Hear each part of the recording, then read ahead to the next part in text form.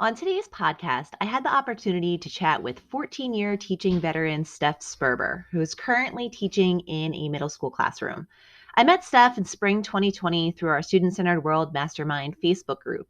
Steph was so instrumental in helping teachers in our group transfer their classrooms to a digital setting. I bring up Steph a lot when I talk to other teachers because I specifically remember her saying that given her regular classroom was already student centered, she actually had more time on her hands when school went digital. And no one ever believes me when I tell them that. But it's true. And the teachers that I've trained in student centered learning all have the exact same sentiment that there is more time because of the nature of how the classroom is run. And in talking to Steph today, you'll hear exactly how it's done. Welcome to the Student Centered World Podcast, where we talk about all things hands-on teaching and keeping your energy and sanity in the classroom. This teacher turned consultant is making it her mission to help as many teachers as possible become the best version of themselves and keep their passion for teaching on fire. It's her hope that we never forget why we desire to have a passion for educational progress. This is Student Centered World, and this is Jen Bry Soccer.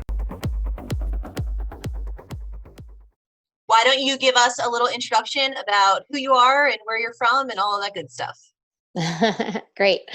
My name is Steph. I am in my now 14th year of teaching social studies. I am currently in Connecticut, where I grew up. I spent a few years teaching out in Hawaii before coming back here last year. And I was teaching at a small private school when we started to go distance learning. So that was an experience. And then right before the school year started, the school decided to close completely forever. So I am now a long-term sub at a large public school, so major shift. And that's how I am starting my year. And I'm in a maternity position, so I'm in for like the long haul until the end of March. So you and I actually first met in the mastermind group on Facebook. We started that back in March 2020 when everything went to where it went. I actually think you were probably one of the first people that joined the group, and you were super active right away. Do you remember how you found it or anything like that? I'm a little bit of a Facebook PLC addict, to the point where sometimes I have to like mute some groups because I'm just in too many. But I'm pretty sure that's how I found it, through another one of those groups. Which my Facebook started as like a normal person's Facebook of like, I was in college when Facebook started. So, I got into it, and now it is like all PLC, all different teacher groups and like tech groups and things like that. So. Absolutely. So for anybody who is not familiar, PLC means personalized learning community in the teacher world. And if you are not part of one, I suggest doing so. They're a lifesaver. They really are. They're a lifesaver. You get some of your best ideas. I started off on Twitter. One of my admins was like, you need a Twitter just for work. And I was like, but it's social media. You're not supposed to be on social media as a teacher. And she was like, it's different. I'm telling you, it's different. So I learned a lot on Twitter, and then obviously in Facebook, there's all kinds of groups, and same thing. I started Facebook in college, so that has certainly morphed throughout the years. And then now I find that Instagram is the happening place where all the teachers are like posting their things and lots of great ideas and stuff there. So yes, if you are listening to this and you are not part of that community, get on that. It's some of the best free professional development you will, in fact, ever find. So speaking of that, in the mastermind group, we decided to come up with a whole bunch of free trainings that people signed on. They did little videos on different tech tools and, ways of doing things in the classroom, just trying to help one another through that time. And I know you jumped in, and I forget which one you did. Actively Learn. There you go. Yes. Again, one of the first people that was like, I'll do it. I've got it. Like, jumped in.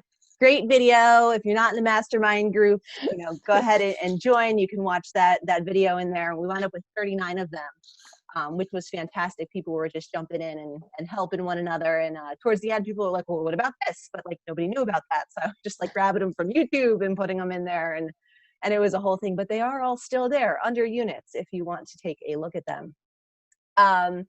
But one of the things that I think struck me the most, obviously we helped each other a lot in that group, and the tone changed from week to week. It went from, oh my gosh, what are we going to do, to I can't possibly do this, to, well, how are you doing it? And it's just like every week the conversation in there changed. And at one point, I recall you saying something along the lines of, it really wasn't that hard for me to make this switch. And I find that I have more time on my hands now that I'm not in the classroom than I did when I was in there. And I've used that line with so many teachers, and none of them believe me. Oh, I feel like everyone's gonna come at me now after saying that, because what I'm reading now is like, oh my God, how do I balance? How do I reclaim my like normal life?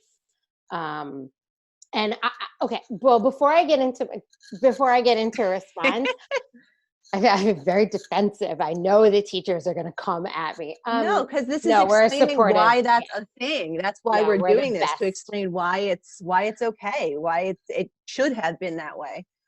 I have had the fortune in the past few years, when I was in Hawaii and when I came back to Connecticut, of working at 2 schools that really allowed me to explore a lot of tech resources. And that does not mean that they paid for them. I just want to be clear. Right. Sometimes I was negotiating with companies. Sometimes I just had to make do with free. But over specifically the last 3 years, I got really into using Actively Learn, which I'm happy to talk about. But I also had been in Google schools, schools that embrace the G Suite for education. So not just email, but using Google Classroom. And I had begun really spending my summers, like, to be quite blunt, I probably should have gotten like a summer job. But instead I was like going down the rabbit hole of professional development for myself. And really embracing the 2 things that I think changed my teaching. And I'm still in touch with a lot of my former students because I'm teaching high school, so a lot of them are in college now. And they say that these 2 things really shaped my classroom when I asked them what made them feel successful. Google Sites, creating a landing base, and I'll say what I did with that, and mastering what looks like very fancy Google Slides, but in reality is not fancy at all. It's just a few tricks here and there. So the way I use technology is not, yes, I learned about Pear Deck very early on and used it a few times, and definitely more during distance learning. Pear Deck I used it as an add-on to Google Slides that is interactive, so you're getting immediate feedback from students, and you can share answers to questions through a slide deck, but it can be anonymous, or you can have students working collaboratively. But what really made it an easy shift for me, or an easier shift than some of my Facebook world friends are experiencing, is that I had already built Google Sites for my classes before the year started. I use those sites, and it doesn't have to be Google. Now I'm at a Microsoft school, so I'm learning a whole new bag of tricks. Of course. But I set up my website really geared towards minimizing my contact with parents and tutors. I made it very, very basic. my presentations were available, unless there was some big reveal or like secret mystery, I always tried to make them available before I taught the content. So I use Google Slides for everything, or PowerPoint if you're a Microsoft person. I still use Google Slides at my Microsoft school. We won't tell anybody. So I use Google Slides for everything, for instructions for an activity that I can keep up on a share screen or on my projector. I use it as a landing page for links. So what I would do was each unit would get a sub page on my website, and I would plop everything in there. I would have the slideshow or the website link or video, whatever it is, with the daily like agenda. And I'm not talking the objectives that the admin wants you to put on the board. I'm saying what we actually did. Right. So that parents and tutors and students who are absent or need a reminder can always go there. And that was open to the public. Those sites were available to anyone, and I put them in my links. So my class had already for years been set up in a way that my students knew like how to pace themselves. And I did this with 9 through 12. So when we switched to online, not much actually changed, because I was also using Actively Learn, which was an interactive digital textbook platform. So my kids already had a digital textbook that they were already answering questions and doing the reading and annotating. That did not change at all. I already had the Google site set up. I already knew about Pear Deck. So for me, a lot of it was embracing technology as a tool before it became a crutch during distance learning. Recently, for example, at my new school, I use Doodle Notes a lot. So I make little worksheets that look fun for kids to color in while they're working, but in reality, it's keeping them from getting distracted while they're still kind of listening and taking in, and it's guided notes. So for my kids who need guided note accommodations, that takes care of it, and they don't have time to doodle.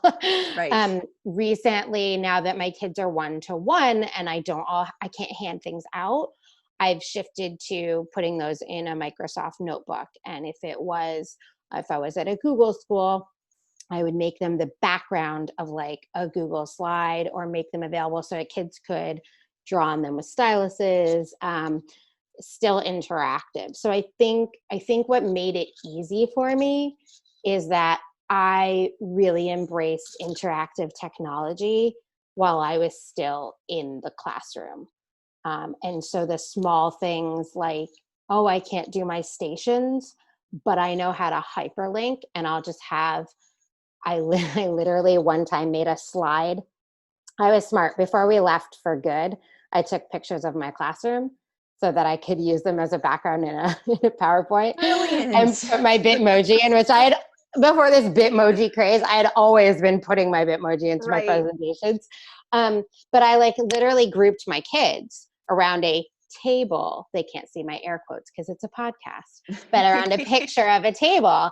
And then those kids would click on the link where their name was, and it would take them to a station. So I really tried to keep it the same. And that meant a lot of learning for me. And I mean, that's how I found you, is that we extended our spring break, which gave me extra time to like learn as much tech as possible, and find all these groups. So I think people who were really hesitant to embrace tech before clearly struggled more. And even if you like embraced tech or used tech as a tool, maybe you didn't have the unrealistic number of Facebook groups to get your answers, or you didn't have like 4 or 5 YouTube tutorials where you learned things. And so a lot of it felt very, and like it was a pandemic, so it felt a lot crazier than it was. And ultimately, I just tried to keep the same consistency that I had started early on. And I think there's a lot to be said for what you just said. So, I mean, I've been training teachers since before the pandemic. Most people just didn't know me, and because that's when I was like, hi, hey, over here, like, this is, let me help you, you know? But all the teachers that I helped prior to the pandemic, whether it was when I was still in the classroom and I was doing workshops or whatever, all kind of said the same thing of it wasn't as hard because they already had the students in the groove. They weren't what I like to call the sage on the stage anymore. Things were hands on. And a lot of the people who struggled the most and still kind of are having an issue are trying to do their old traditional way of teaching in the classroom, but doing it online, and you just can't. So, you know, that's one of the reasons we put all those trainings together, to try to help people like, hey, find something that you like and that your kids are going to like, and you can make those transitions. You know, trying to tell people about Nearpod, where you can still do a PowerPoint and have it interactive, or that you can take a slide that you usually use on a smartboard and put it into Seesaw, and the kids can still draw on it like they use. You know, there's ways to do it, but a lot of teachers were so far behind the 8 ball in advancing their technology skills. And some of them, it was to no fault of their own, because their district did not have the tools at hand. And I think that's honestly a silver lining of all of this, is that disparity is now no longer an option. You know, they're trying to either update it. Some places are still trying to update it, or they did it then. Or it is the silver lining of the teacher that has the mentality of, if it ain't broke, don't fix it. And they're not trying to learn all of these new gadgets. And now they have to. And they're finding that it does make some things easier in the classroom. It does engage their students more. You know, they do get more out of it. So it's so funny to me that you immediately went on the defensive of like, people are going to yell at me, but it's like, it's the truth. You know, you're not the only person that I spoke to that says like, I had more time on my hands, because, you know, when you're doing student-centered learning, when you're doing the hands-on learning, the concept is that the kids are all trained, and it takes a little bit of time to get them there. But once they're there, they know they come in, they do whatever's made for them, and you're going around the classroom and you're helping each kid individually, and you're having those conversations, and you're monitoring what they're doing. So when you're actually used to having that hands-on element for you, and then you don't have it anymore, it's kind of like, so I have everything set and the kids know what to do. They're not struggling. You know, you might have the kids that aren't logging on, and that's a different issue. But yeah, I mean, like, people had extra time on their hands, which like blows the mind of so many people. And also, like, I mean, it was the little things. I cut out my 30-minute commute every day. I didn't have to deal with advisory every day. I had done a lot of research in this free time before, where I really was jazzed and energetic and didn't have classes to teach over break. I did a lot of research about what is best practice in terms of scheduling. And I sent an unsolicited, I really missed my school that closed. Like, it was the first school I felt like really embraced me. I sent an unsolicited 2-page email about like, here's how you should open when you reopen in a week, and here's what I suggest the schedule. And it was only my first year. But they took it because I was doing a ton of research. And it worked. And I think, you know, I see a lot of schools going like 8 to 4 all day online. And I'm like, I max out at 45 minutes. Are you kidding? And then give them asynchronous time. The other kind of pitfall I saw a lot of people falling into was assigning a ton of work because they thought like kids might be bored, or they need the same number of hours that they physically had in school. And so I actually scaled back. I mean, I was giving some pretty high level reading because I put a lot of pressure on not pressure, but I have high expectations of my students, and I give them pretty high level stuff. I scaled that back. I was cutting pieces of the textbook out when I was assigning it and highlighting, this is for my 11th graders, highlighting significant portions. So they still had to read and answer questions, but I kind of took out the struggle piece for them because we had less time in class or online. It was the beginning of crazy time. And they actually like succeeded the same level. I gave online tests. I made them open note. Mhm. And I knew who was answering questions in class. And through my platforms, I could see who was doing the reading. Plug for Actively Learn. You can see how long they spend on the reading and what words they're looking up and their writing level.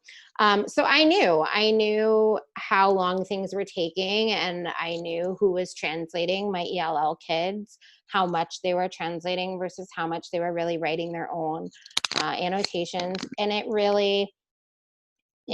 made me work less, I have a good work balance because I embraced this tech early that involved some objective multiple choice that were self-grading, which all of a sudden everyone knows about Right. and embraces. And I really focused in on what were the most important parts. Did I get all the way to 2001 like I wanted to? No. Did we make it roughly well into the 80s in US history? Right. Yes.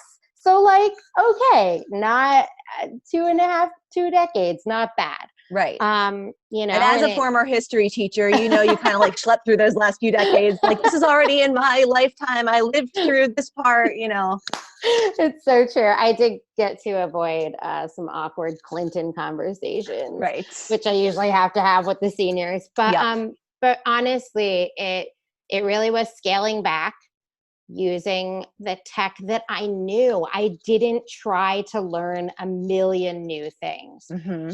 I looked at Flipgrid for a hot second, and I'm sure it works well for a lot of people and teachers that I work with.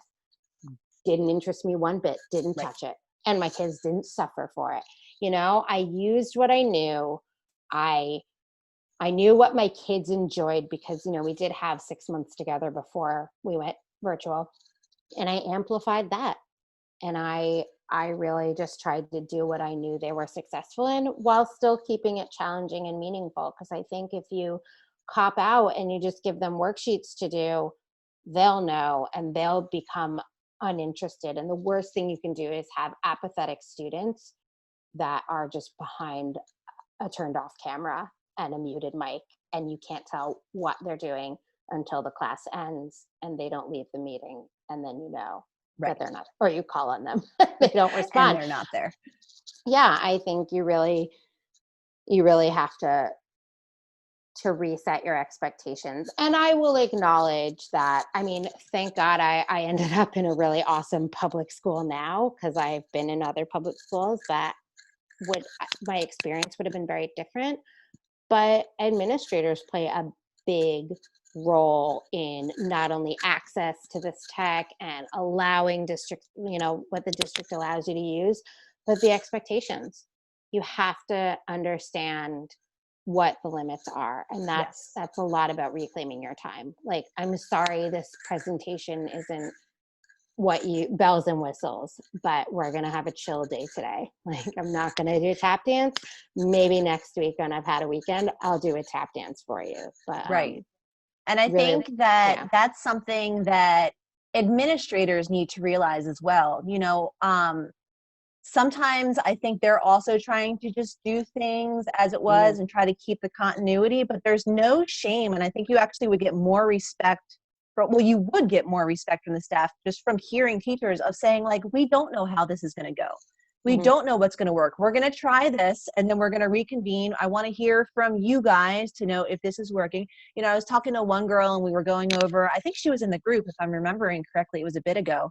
And we were going over like, there's all these different trainings and all these different programs. She's like, our administrator says we're allowed to use like these 5 programs and that's it.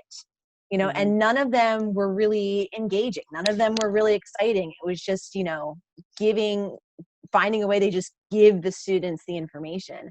And that will especially in the environment that they're in now, if you're not keeping them guessing every day, if they're not constantly wondering, like, what is she or he going to have for me tomorrow? Like, what Yes. craziness are we going to have? Like, they're not, Yes. they're just going to become apathetic. And when it turns into, I know I'm going to log on and I'm going to have to do this and then Yes. this and that, as adults, we would totally zone out and we would try to find ways around it. And we would try to find cheats to get through it. Like, and we're grown-ups and we know better. So you can't Split imagine the screen. kid without the frontal lobe fully Yeah. developed there to know, like, maybe I should give this a shot. Like, it's not going to happen. Yeah.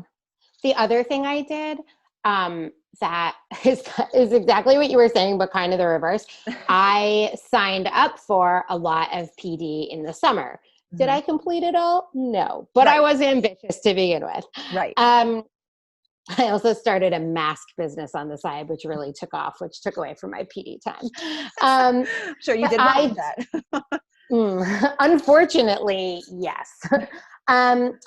I signed up for a lot of most of them were one-off or two-day like PD sessions, and they were so boring. Right. I mean, I get that we're adults and that we don't need the same level of edutainment that like ninth graders might need, but some people, and like, I get it. We're all struggling. There are so many things that I am terrible at as an educator. But if you are going to do a Zoom or live streamed interactive where it's live, not just a pre-recorded video, please have at least a visually appealing PowerPoint. Right. At the very I'll least. tell you, like, when I went into doing professional development, like, all I kept thinking of was all the professional development that I had been before that wasn't actually helpful. Like, the ones that would explain to you, like, how to make things hand-on by standing there and lecturing at you with PowerPoint. Like, so when I run a workshop, when I personally go out into the field and run a workshop, I'm running a student-centered workshop. Like, they're hands-on and they're doing stuff, because there's nothing I think that's worse.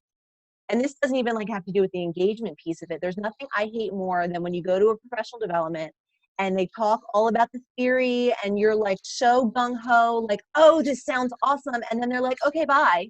And number one, you can't like contact them again. They always say like, here's my card, but they never respond. And you don't have time to actually implement any of the stuff that you learned because it's back to the grind the next day. So you wind up, you throw the folder on a shelf somewhere saying, I'll get to it later. And then it gets covered and then you don't. So like, even the course that I offer, it teaches you how to do all the student-centered stuff, but when you're done the course, your lesson is done or your unit is done. And I crafted it like that on purpose because I'm like, what else is the point? Like, why are you trying to teach people how to do stuff without letting them do it or helping them do it? Just talking about it is everything that education is like anti now. Like, it's the opposite. And a lot of it because, and like this, I felt a little bad about, and one of the sessions did like accommodate that and didn't think I was too annoying. But a lot of it was geared at the very, very base level. I had a hard time. And again, I'm a history teacher who like fakes it, until she makes it with hyperlinked PowerPoint slides that everyone thinks is like a godsend. And I'm like, right click, hyperlink to a different slide. Right. Like that's how I build all these crazy maps. But I found a lot of them were super basic. It was really frustrating in the beginning. People didn't know how to use the chat feature. People didn't know how to like change their name. And I was shocked at some of these. And I'm sure they're amazing educators. I was just shocked at how little tech knowledge people had. And that was a shock to me, and it made me sad, and it made me want to, like you said, I jumped up to offer assistance because that made me feel like I had purpose. Right. On my worst days of teaching, at the very least, I knew that the folks in the middle school social studies Facebook group would embrace me for the PowerPoint I had uploaded for them, or the doodle notes I shared. Right. And I really felt like, oh, this is something that I can offer to people.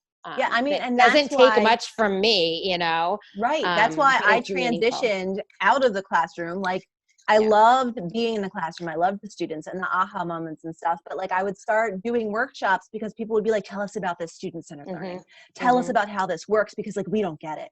And again, I'd have them work through stuff, and I'd always give them time at the end. Like, why don't you find an activity online that'll work Mm-hmm. for something that you have coming up?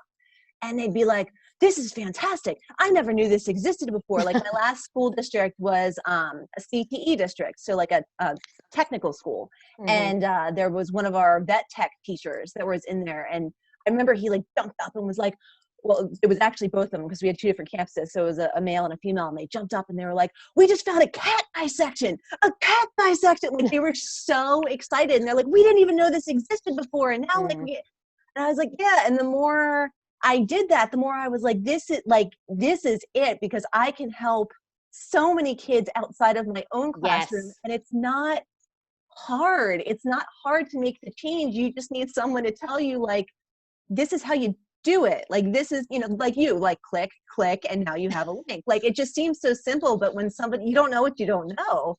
And Right. then that Right. probably changed however many people's everything, because now they know how to put in a link to another slide. Yeah, I know. And I say this all the time. My students, like, when they outgrow me, they either graduate or like I'm not teaching them anymore, they ask, they figure it out. They're smart kids.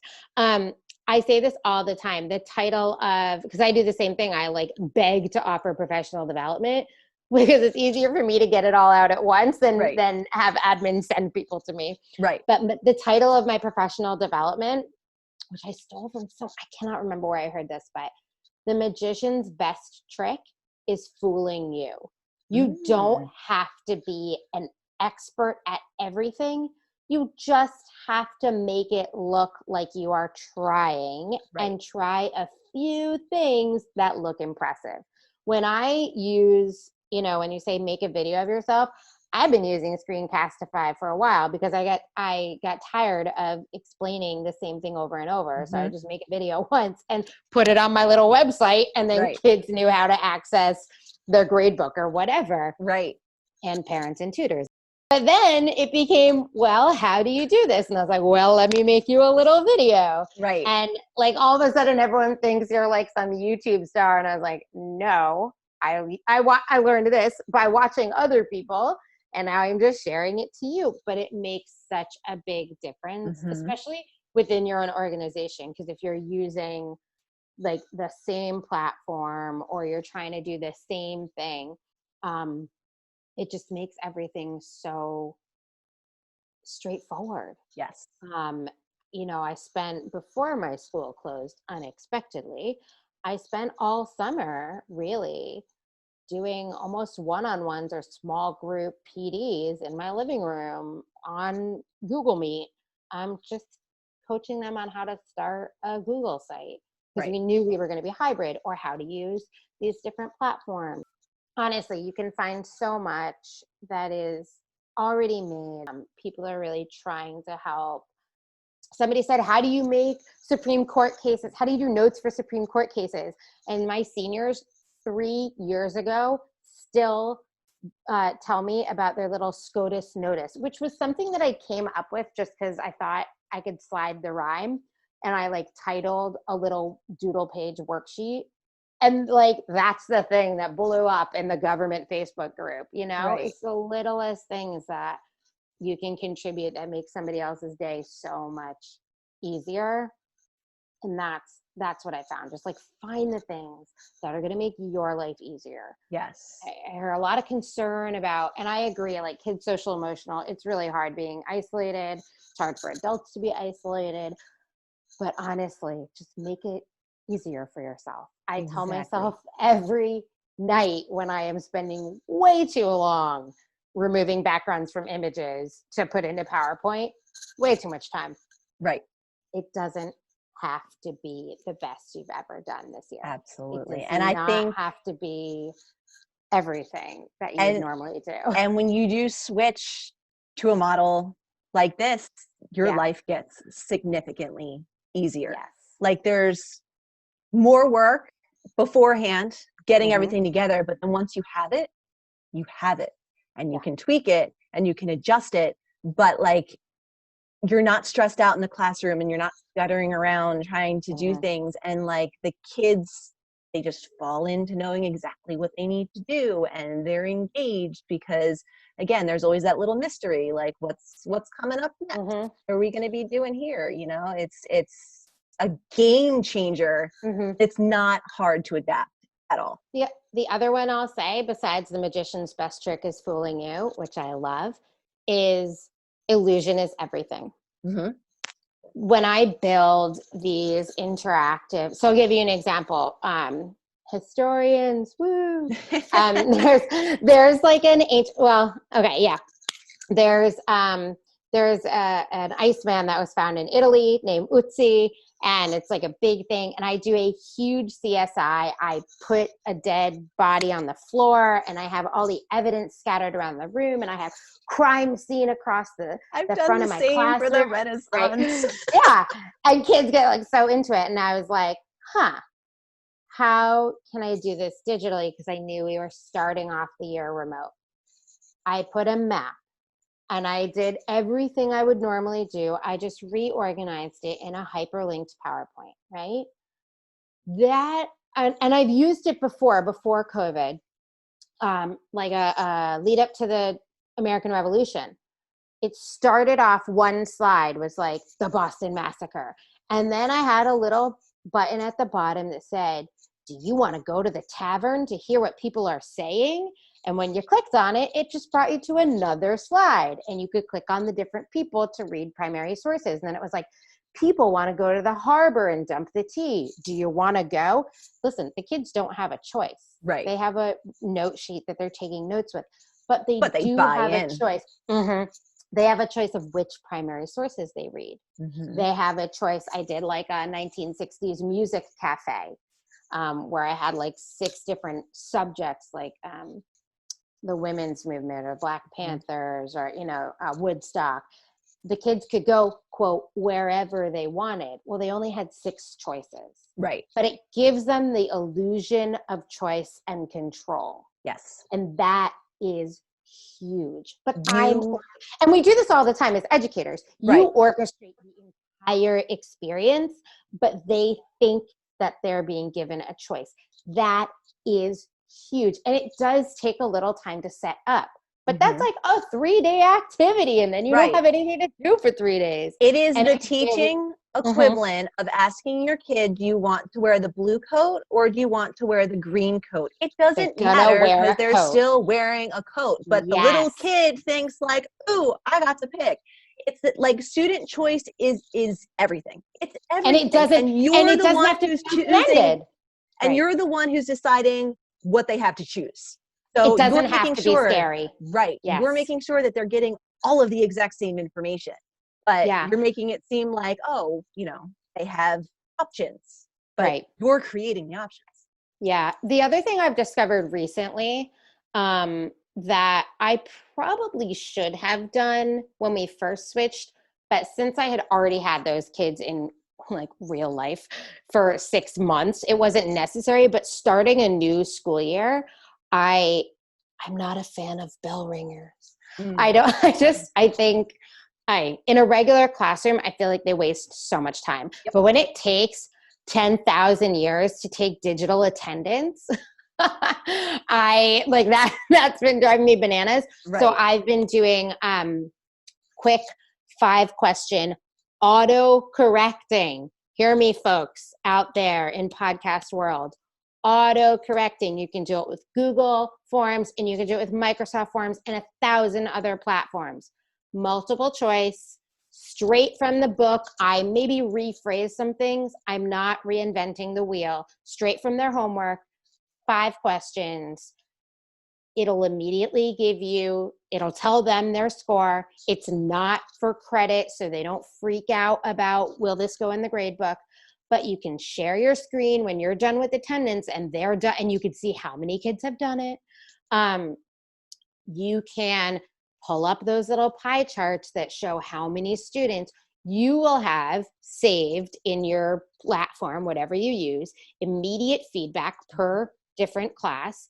And the kids, it's totally anonymous when you just show the full class pie chart.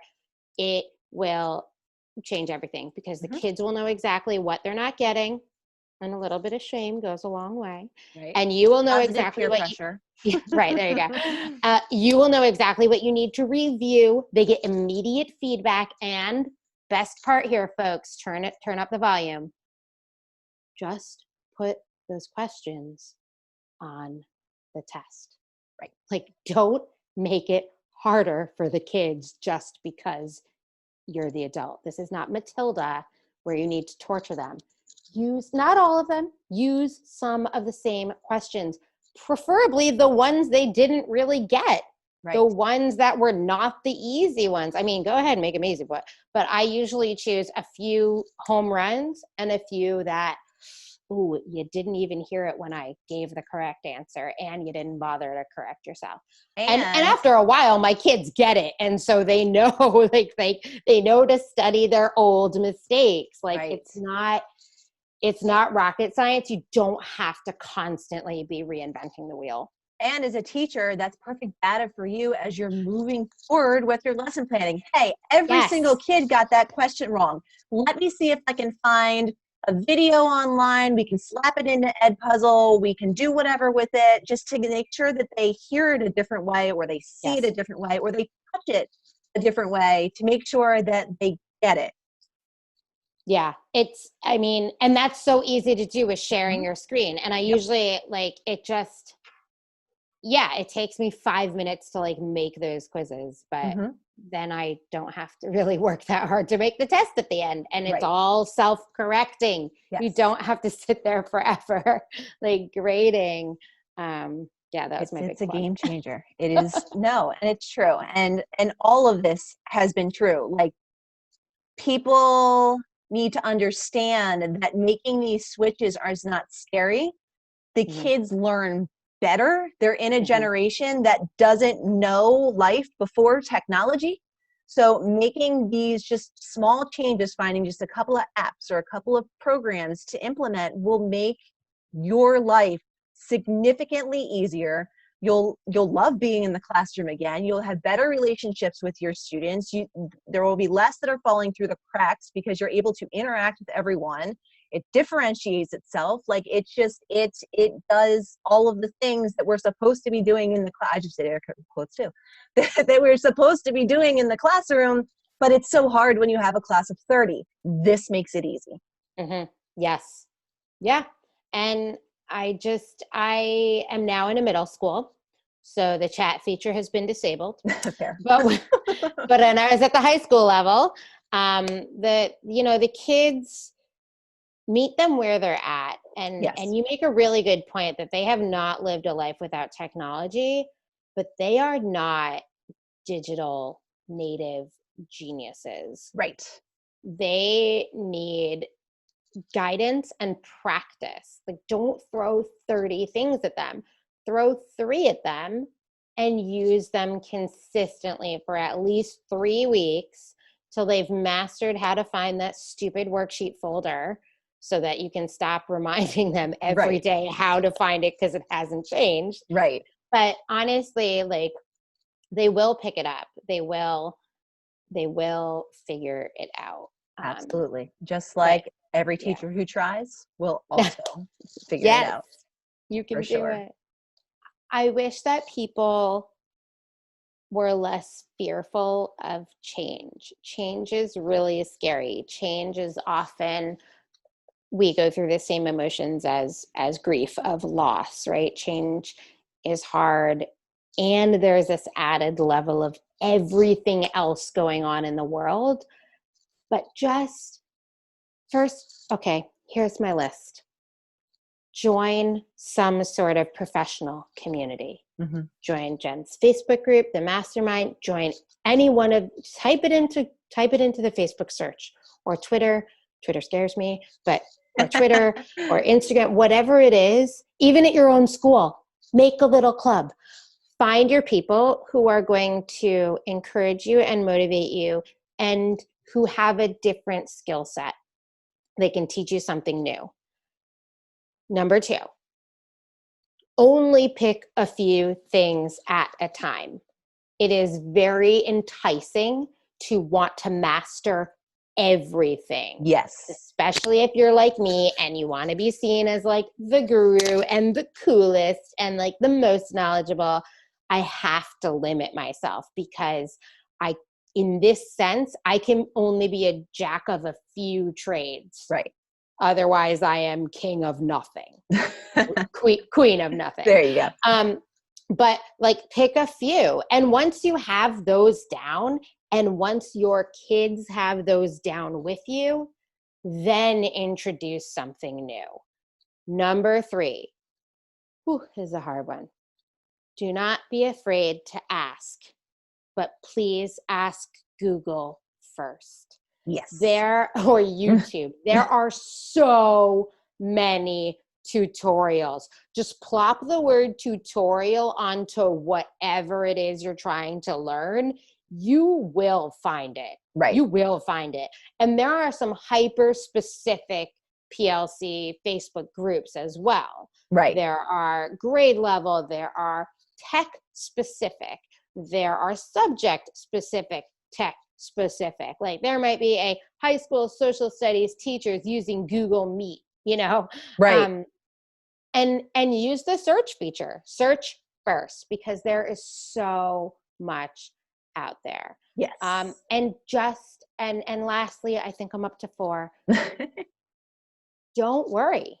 I worry every night that I'm not doing it enough, that my students are not, and I'm a sub right now, that my students are not getting the full me that maybe 2 years ago my students got, or that I just can't cover something in depth, or that my kids are not going to have the best understanding of A, B, or C.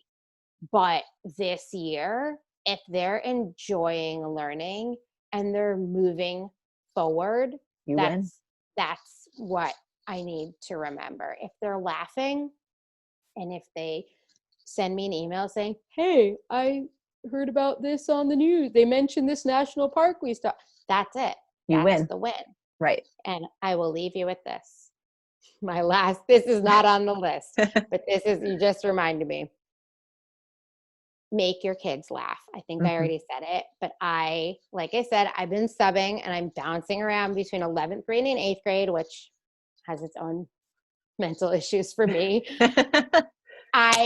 It's really, really hard if your students, like my students, do not turn on their cameras and there's no mandate and there's no obligation to really speak. You can call on them all you want, but if they're at home not unmuting, that's it. Right. You have to be comfortable laughing at yourself and just like moving on. If nobody responds, just move on. Don't be a dead horse. I got an email from a student that I had for like 3 weeks before I moved to the 8th grade.